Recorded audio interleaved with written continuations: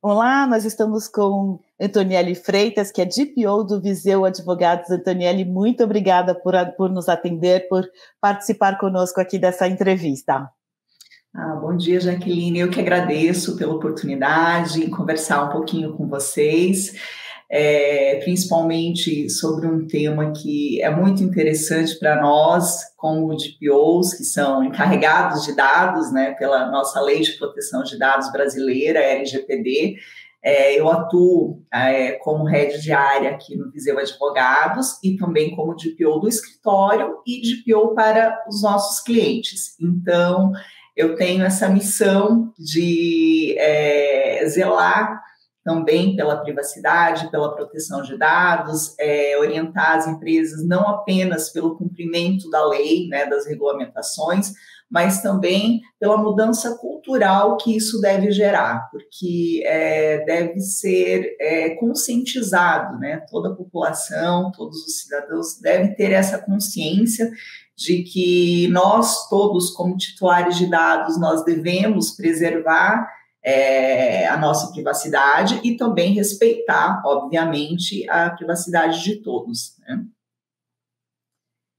Maravilha, você citou aí privacidade, Antoniele, eu gostaria de entrar no tema exclusivo da nossa entrevista, que é o reconhecimento facial. Antoniele, que distorções você enxerga nessa tecnologia? Olha, nós sabemos que a tecnologia chegou para ficar, né? É um caminho sem volta e realmente nos auxilia em vários aspectos que nos auxiliam em procedimentos, em processos, avançam muito a nossa vida, né? A nossa rotina, a nossa facilidade.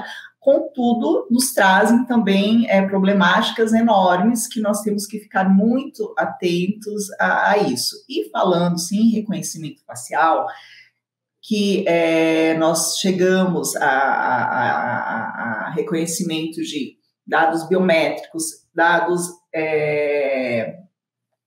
da etnia da pessoa, da raça, da cor, que são dados extremamente sensíveis, né? São, inclusive, pela nossa Lei de Proteção de Dados, pela LGPD, nós temos que ter uma atenção muito especial e nesse foco específico do reconhecimento facial, eu acho que nós podemos pontuar algumas falhas, alguns pontos de atenção que são muito gritantes. O primeiro deles, eu acho que eu pontuaria, seria o falso positivo e o falso negativo. O que seria isso? Para ser feito essa inteligência artificial, esse reconhecimento, usa-se um banco de dados, né, para poder estabelecer um padrão e desse padrão ser usado como comparativo com essas imagens. Então, nós já temos estudos feitos, né, que até isso veio de fora, veio dos Estados Unidos, até essa parte de reconhecimento facial, a gente pode até recordar da sua origem, que os cassinos, né, de Las Vegas utilizavam muito para poder fazer esse reconhecimento, porque tem o passe livre, né, as pessoas entram e eles ficavam dentro desse ambiente, obviamente todo estruturado, com uma iluminação adequada, eles conseguiam fazer esse reconhecimento justamente para identificar os jogadores que tinham técnicas, os melhores jogadores, os que poderiam causar, né, algum problema para o cassino. Então, esse foi um método muito usado nesse sentido, só que em um ambiente, né, super controlado.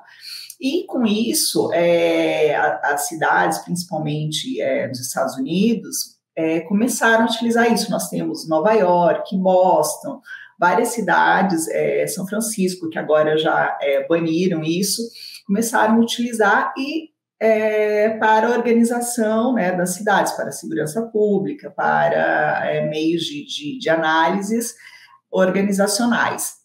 Porém, com isso, foram detectados várias falhas, né? Então, até em 2019, nós contamos com um estudo do Instituto Nacional de Padrões de Tecnologia dos Estados Unidos. E eles detectaram que foi um número exorbitante, tanto de dados falsos positivos, quanto de falsos negativos, ou seja, de pessoas que não eram reconhecidas, né? Não detectaram como sendo ela mesma.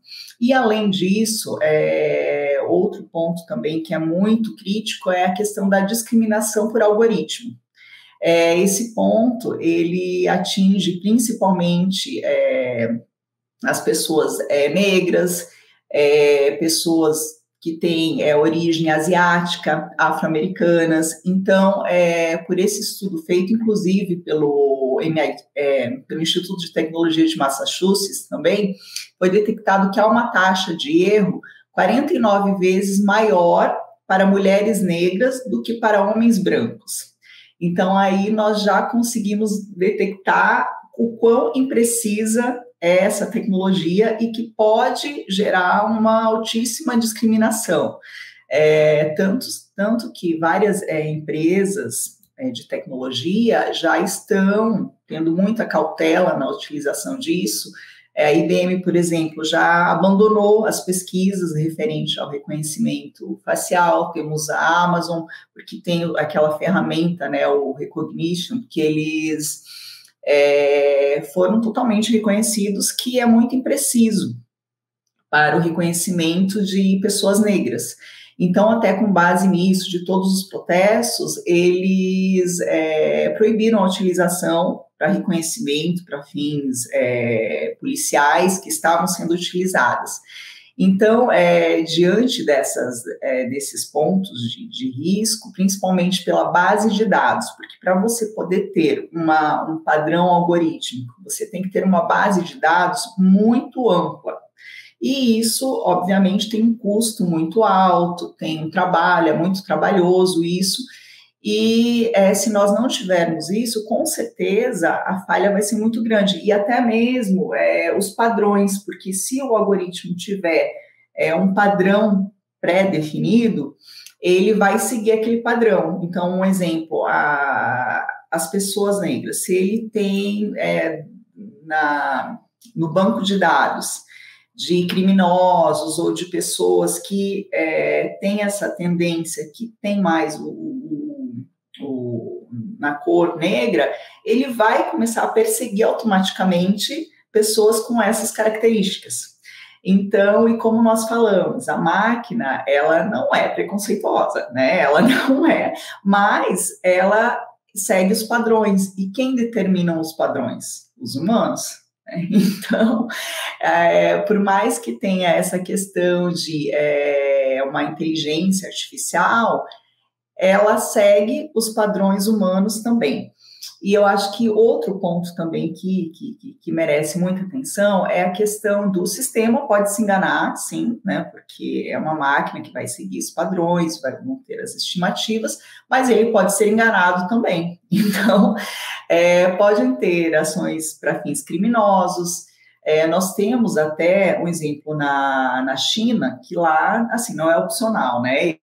Nós sabemos que o governo realmente monitora, o Big Brother, né, é monitorado. Mas lá até foi no ano passado, de 2021, um grupo de hackers conseguiu entrar no sistema de reconhecimento do governo chinês e eles conseguiram fraudar esse sistema até através de imagens de 3D, enfim, usando uma técnica não muito robusta, e eles conseguiram emitir várias notas fiscais falsas, né, em nome de clientes de empresas que não existiam, de uma empresa que não existia, e eles ganharam muito dinheiro em cima disso.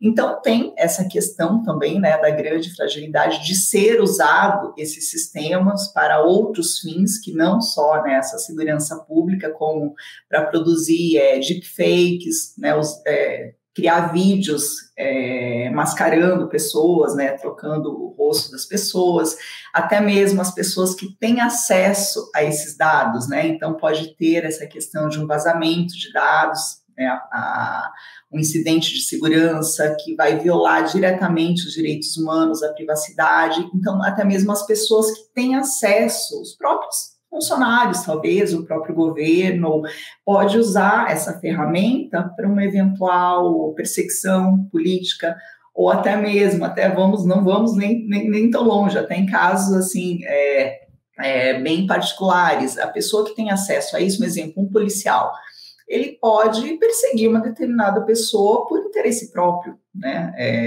Alguém que ele tem inimizade, ou sua família, sua mulher, seus filhos, você vai ser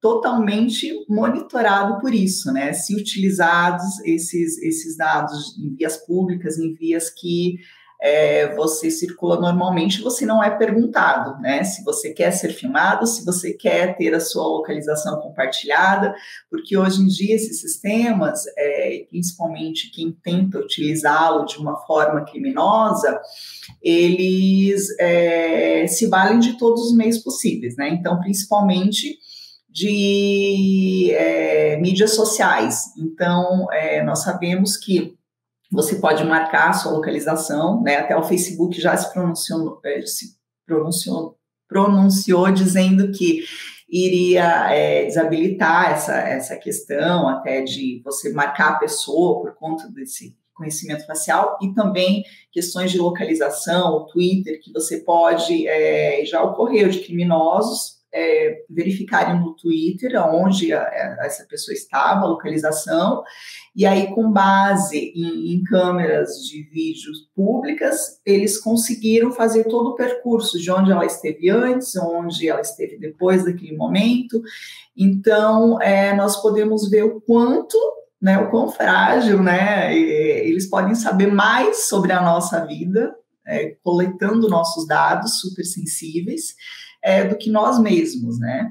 Então, eu acho que esses são pontos que merecem muita atenção, principalmente quando pensa-se no tratamento em larga escala, né? Uma massa muito grande, sem ter uma ferramenta que nós podemos considerar que ainda está em processo embrionário, né? Está sendo aprimorada, está sendo construída, porque hoje em dia você pode até pensar, olha, eu consigo fazer o reconhecimento facial com meu celular, e mesmo assim nós temos dificuldades, né? Até dependendo da tonalidade da pele, do brilho, da luz, ele não reconhece, né? Eu mesma já tentei várias vezes também fazer reconhecimentos e dava erro, eu tinha que mudar pela iluminação.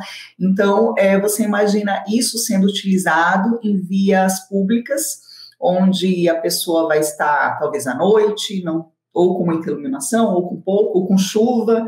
Então, isso pode gerar um falso reconhecimento muito grande, né? Eu queria explorar um pouquinho essa sua especialidade como DPO, Daniele, e discutir com você um ponto que eu acho que é importante. Em paralelo a esse debate conceitual da tecnologia de uso em larga escala, a gente já percebe alguns projetos de grandes empresas, inclusive, de setores distintos, saúde, o setor financeiro, adotando o reconhecimento facial. Privacidade, onde é que entra a privacidade nesse universo? Sim, é muito boa pergunta essa, inclusive as empresas se preocupam, devem se preocupar, especialmente para os seus funcionários. Então, muitas vezes nós recebemos vários questionamentos e também orientamos as empresas de como você ponderar isso, a questão, um exemplo da segurança, né? Tanto a segurança privada quanto até mesmo a segurança pública, a gente pode pensar também, né, em larga escala, aí o governo, como a gente já vê movimentos em relação a isso, mas especificamente, né, nas empresas onde nós atuamos e recomendamos, questão de funcionário, filmar funcionário, controlar os seus equipamentos de uso, a sua geolocalização, o tempo que ele está, que agora com o trabalho remoto, né, nós temos muitos pontos. Então, isso é muito sensível. Eu acho que um dos pontos primordiais que todos devem pensar é a questão do princípio da transparência, que ele é muito ressaltado, né, um dos princípios basilares da LGPD, da Lei de Proteção de Dados, porque se o funcionário sabe e consente com aquilo, ele sabe que ele está sendo monitorado, e até mesmo para exercer determinadas funções, ele precisa, até para conseguir ter a empresa garantir essa segurança, aí, ok, você está em um ambiente, a pessoa sabe que está está sendo monitorada. Agora, se você não der a transparência disso, é um risco muito grande que as empresas assumem, né? Porque você tem essa questão toda do risco, também do vazamento dessas informações, aonde você, todas as informações que você coleta tem que ter uma finalidade, né? Que é o princípio da finalidade e da necessidade. Então, ela é realmente necessária para você chegar àquele fim, àquele objetivo. Você pode fazer por outros meios, né? Você tem que ter sempre em mente o teste de ponderação, né? Até o seu legítimo interesse. O legítimo interesse da empresa. Ele conflita com os interesses dos individuais, com os direitos de privacidade, né, com a proteção de dados. Então, você tem que sempre pensar, né, dos dois lados na moeda para ver se você não está infringindo até um direito fundamental, assegurado constitucionalmente. Então, tem que ser muito bem detalhado. O que você vai fazer, para que você vai fazer, qual a finalidade, qual o tempo de descarte disso, né? Como você vai armazenar isso, quais são as suas medidas de segurança. Nós temos um documento que até a LGPD recomenda, o que foi trazido da legislação europeia, e agora até possivelmente a nossa autoridade nacional, a ANPD, vai se pronunciar quando deve realmente ser feito, que é o relatório de impacto de proteção de dados, né? Lá fora chama-se de PIA, que é um documento que a empresa analisa dentre as atividades que ela tem, que envolvem tratamentos de dados pessoais sensíveis, né, no teor da lei, que são relacionados à etnia, à raça, dados de saúde, alguns dados que devem ser protegidos. Ela deve fazer esse documento, dados de menores, nesse relatório ela vai ponderar tudo isso. É realmente necessário? Quem vai ter acesso a isso? Quais são os limites de acesso, gestão, né, de acesso, seguranças, medidas técnicas, medidas organizacionais, qual o tempo de retenção, como eu vou fazer o descarte disso? Então, em toda atividade que você tiver um contato, um risco maior para o titular de dados, você tem que ter esse cuidado para fazer. Então, obviamente que essa questão de reconhecimento facial, acesso a dados biométricos, a dados sensíveis, é extremamente recomendado que as empresas, não só as empresas, a gente está falando do setor privado, mas também o setor público, porque a lei atinge isso também.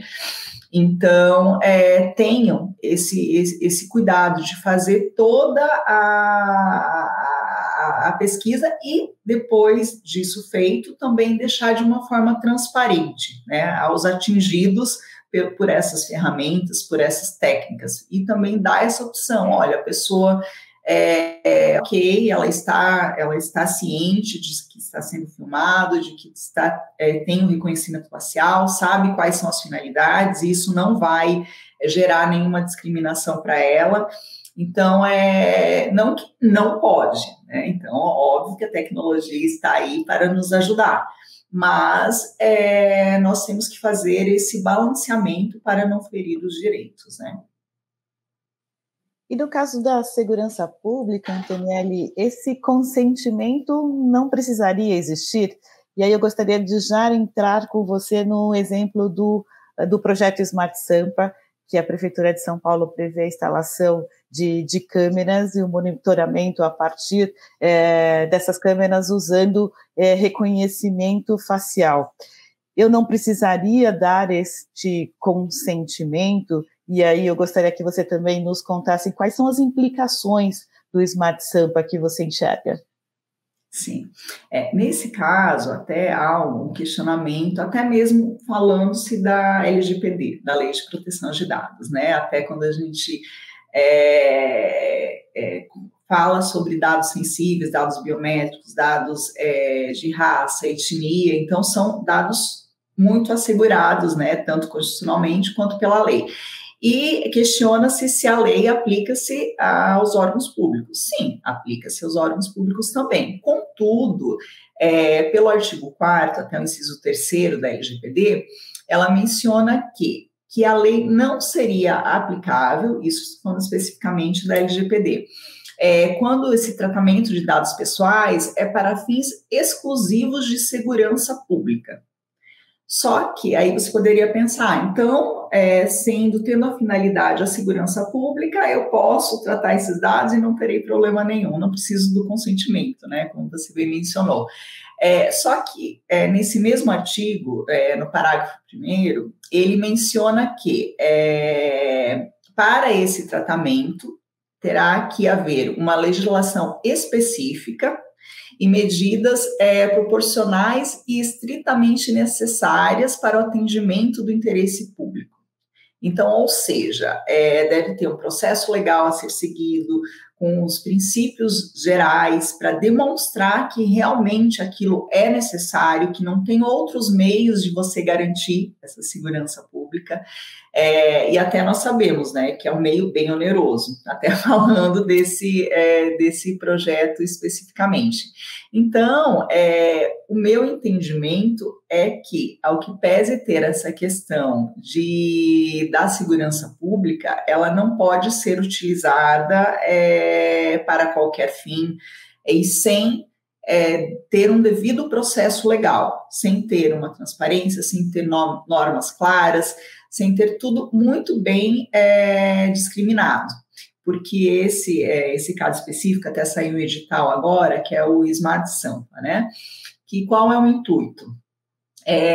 A construção de um controle, né, um órgão de controle, até já existe aqui em São Paulo, especificamente aqui em São Paulo, só que os sistemas desses dados, eles não estão integrados. Então, o objetivo seria integrar, né, esses vários sistemas e, com essa base de dados, utilizar essa ferramenta, né, da inteligência artificial para poder fazer o reconhecimento nas vias públicas. E isso, inclusive, eles mencionam que não seria apenas nas vias públicas, também teriam câmeras espalhadas em outros setores, enfim.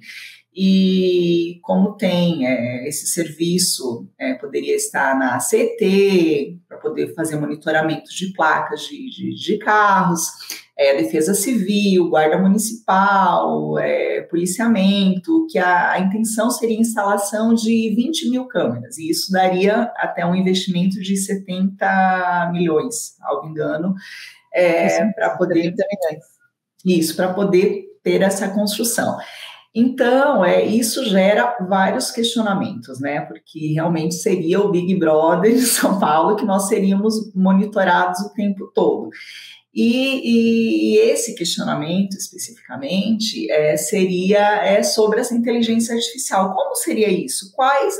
Por mais que tenha-se essas bases de dados, inclusive esse sistema está sendo muito espelhado no que já foi adotado, né, em cidades americanas e até banido já em outras, essa tecnologia ela é mundialmente criticada hoje em dia. Globalmente, né, ela é criticada, justamente por ser ainda uma tecnologia embrionária, que não te dá essa segurança. Então, você não pode deter como verdade, né, considerar como verdade o que uma tecnologia artificial vai te dar. Então, por exemplo, o que nesse edital eles propõem que a pessoa suspeita, ela seria monitorada, todos os seus movimentos e atividades, e reconheceria a sua cor, né, que aí a gente já está falando de raça, de etnia, face, roupas, forma de corpo, aspectos físicos, inclusive até essa questão de roupa. Nós temos um caso nos Estados Unidos, em uma cidade que utilizava muito, e eles tinham indício de que todos que usavam boné, eles eram perseguidos, porque criava-se um padrão, né, que possivelmente aquela pessoa era suspeita. Então, assim, já cria-se determinados padrões que vão ser perseguidos. E nós sabemos que as pessoas já são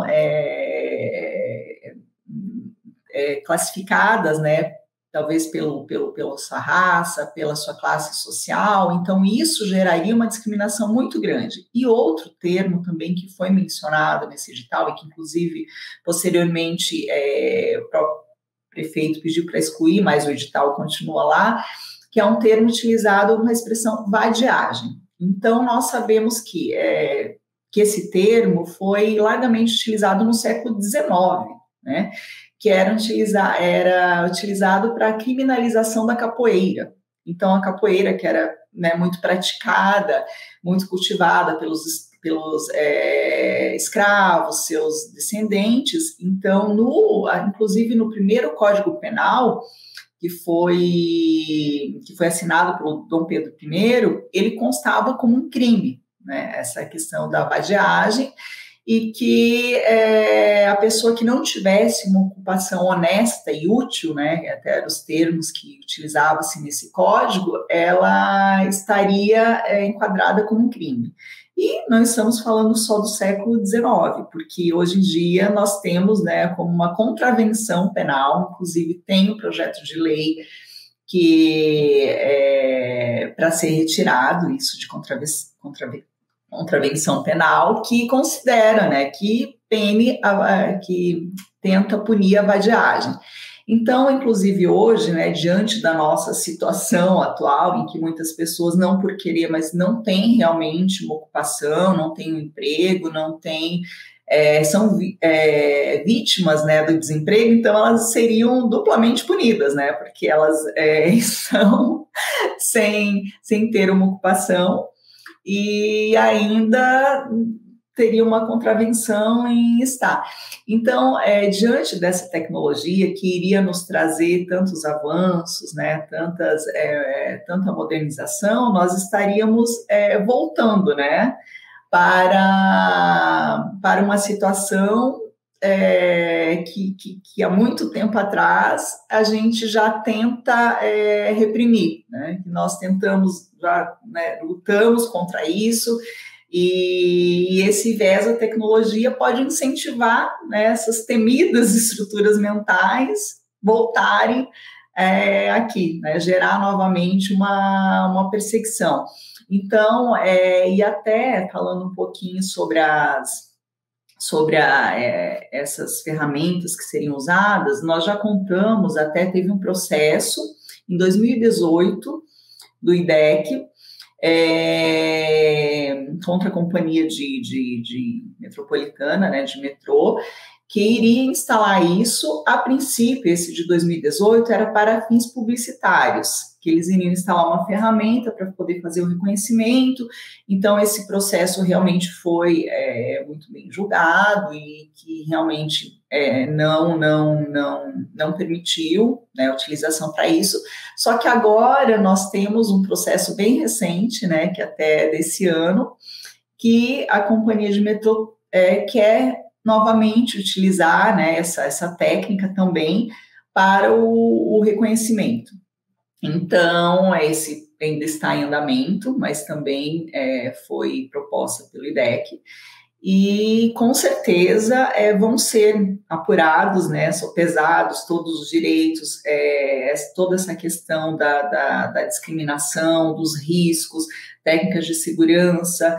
E esse projeto em si, que daí seria, né, da Prefeitura de São Paulo, ele consta já com um edital, né, para poder apurar as tecnologias, tudo, mas por mais que o intuito dele seja ter esse investimento, essas câmeras daqui no máximo 2 anos, porque eles colocam, acho que uma meta 2024, eu creio que muita água ainda vai ter que rolar, porque vai ter que ser muito especificado quais serão os meios adotados, quais serão os critérios, questões de acesso, de medidas de segurança, então, e até a forma da transparência, né, para o cidadão, porque senão vai barrar além de ser inconstitucional, né, pode ser muito inconstitucional, tem as outras leis de proteção de dados que também estão aí para nos auxiliar e nos defender. Eu acho que é muito bem-vinda, né, toda a parte de estrutura tecnológica que possa nos auxiliar nos processos, mas nós não podemos retroagir em outros aspectos que lutamos tanto, né, para chegarmos hoje em dia, essa questão de não discriminação, de proteção de classes vulneráveis, e a tecnologia pode vir para gerar mais insegurança, né? Para gerar uma falta de privacidade, até mesmo vazamento de dados. Então, eu acho que é um ponto que merece muita atenção antes de ser aplicado assim em uma larga escala, no investimento vultuoso. Foi aberto consulta pública, né? Eles ouviram e até, como eu mencionei, globalmente há, né, um movimento para isso. Até São Francisco, por exemplo, já baniu esse meio, essa ferramenta de controles. Mas mesmo aqui no Brasil, então, teve um movimento liderado por 50 parlamentares que justamente eles expressavam suas ideias, suas opiniões, e com projetos, né, que pretendiam essa preservação. Até o nome foi Sai da Minha Cara, se não me engano, foi o nome desse movimento. Então, isso é muito importante, que a sociedade se pronuncie, né? Porque nós sabemos que muitas vezes, e não é de hoje, que os próprios governos utilizam-se até dessa justificativa da segurança pública, mas para ter um controle da sociedade, ter um controle das pessoas para outros fins. Então, nós precisamos combater isso. Importante, precisamos ficar atentos e precisamos que a indústria de tecnologia se posicione, né? Qual é o caminho que está sendo trilhado para reconhecimento facial, para que ele seja o mais democrático e o mais confiável possível, né? E esse possível é que precisa ser pesado, né? O poder público precisa avaliar se possível é o ideal para atender uma sociedade tão plural como é a brasileira. Antonielli, muito obrigada. Nós conversamos com Antonielli Freitas, que é DPO do Viseu Advogados. Muito obrigada e até a próxima. Eu que agradeço. Obrigada.